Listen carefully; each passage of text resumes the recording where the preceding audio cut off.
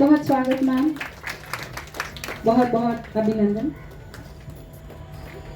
शुभम करोति कल्याणम आरोग्यम धन संपदा शत्रुबुद्धि विनाशाय दीप ज्योति नमोस्तुते। इस ज्ञान के प्रकाश को नमन, एक बार जोरदार तालियों के साथ इस ज्ञान के प्रकाश को हम नमन करते हैं।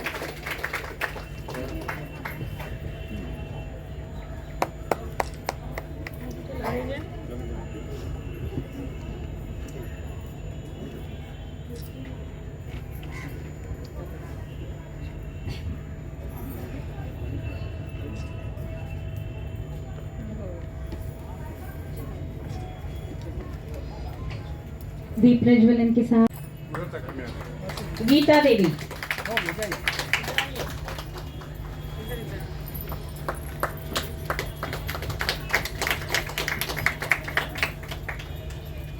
एक बार जोरदार तालियों के साथ आप अपनी सखियों का मनोबल बढ़ाएं। बहुत अच्छा काम आप सब लोग कर रहे हो। आपके उज्जवल भविष्य की हम आज पशु सखी करके हम लोगों ने जीविका दीदियों को ट्रेनिंग्स दिलाए थे, तो उनको ये हेल्प करके एक एडिशनल ट्रेनिंग भी दिया गया था। वो कैटिल को वेटरनरी सर्विसेज प्रोवाइड करने के संबंध में प्रशिक्षण था। उन लोगों को आज एक रिफ्रेशर ट्रेनिंग के लिए यहाँ पे बुलाया गया है और आज ये यहाँ पे रिफ्रेशर ट्रेनिंग दिया जा रहा है। कितना महिलाओं को कितना फायदा इससे होगा, इस तरह की ट्रेनिंग दी हुई है? ये ट्रेनिंग से पशु सखी दीदियां जो हैं ऑलरेडी अपने सर्विसेज प्रोवाइड करा रहे हैं बकरियों के लिए। बकरियों को टीकाकरण करना, बकरियों को डीवर्मिंग खिलाना, और बकरी में अगर कोई दिक्कत है तो उसको जाके देखना, उसका प्रबंधन के बारे में बताना, ये सारा चीज जीविका दीदी कर रही हैं, जिनको पशु सखी दीदी कहते हैं। तो इससे ये लोग अच्छा आमदनी कमा रही हैं।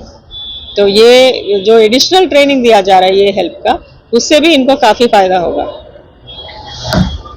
आज यहाँ मौका मिला आकर बताने के लिए कि किस तरह से हम लोग फील्ड में छोटे जानवर से लेके बड़े जानवर तक कुछ काम कर रहे हैं। मेरा नाम कांति है और हम मसौढ़ी ब्लॉक में पशु सखी के रूप में कार्य करते हैं। सर, हम लोग तो छोटे बकरियों पे पहले कार्य करते थे, जैसे कि वैक्सीनेशन करते थे, हर्बल दवा से इलाज करते थे। उसके बाद हम लोग को 17 दिवसीय का ए हेल्थ का ट्रेनिंग मिला।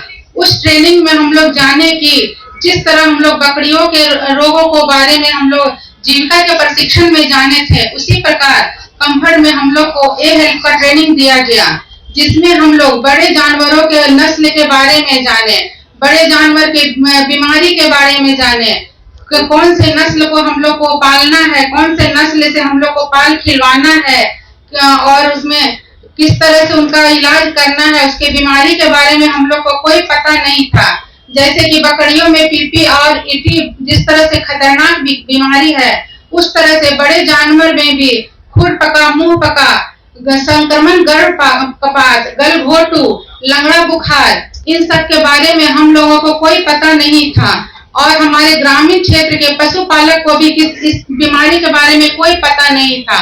प्रशिक्षण में हम लोग को बताया गया कि बड़े जानवरों को में इस तरह की बीमारी होते हैं। ए हेल्थ के प्रशिक्षण में हम लोग बहुत तरह के प्रशिक्षण लिए और वहाँ जो भी कंफर्ट में डॉक्टर सर थे वेटरनरी के, वो लोग हम लोग को बारीकी से एकदम बतलाए कि इस तरह का आप लोग फील्ड में काम करिएगा। इस तरह से प्रशिक्षण दिया कि हम लोग को दिमाग में वो बात बैठ गया। 2 साल 3 साल बीतने के बाद भी हम लोगों को सब अभी तक दिमाग में बैठा हुआ है। उसमें हम लोग अभी डिपार्टमेंट से जुड़ के काम कर रहे हैं, जो फील्ड वर्क में बड़े जानवरों का वैक्सीनेशन हो रहा है। मैडम, सर, हमारा निवेदन है कि जो हम लोग पशु सखी जीविका से काम कर रहे हैं, सभी पशु सखी को डिपार्टमेंट से जोड़ा जाए। बहुत सी ऐसी पशु सखी हैं जो अभी बैठी हुई हैं, उनको डिपार्टमेंट से जोड़ा नहीं गया है, उनको कोई काम नहीं मिल रहा है। आप लोगों से हाथ जोड़ के हम सभी दीदियों के तरफ से निवेदन करते हैं कि हमारी सभी पशु सखी को डिपार्टमेंट से जोड़ा जाए